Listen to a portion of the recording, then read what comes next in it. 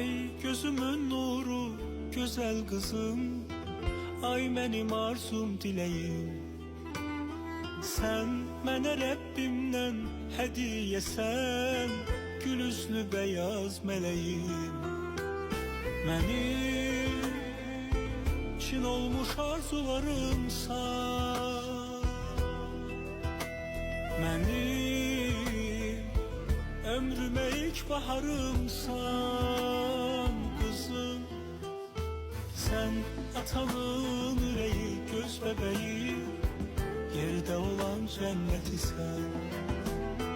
Sen bize göylerden pay verilen Allah'ın emaneti sen.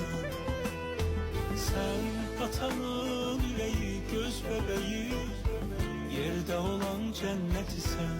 Kızım sen bize göylerden pay verilen Allah'ın emaneti sen.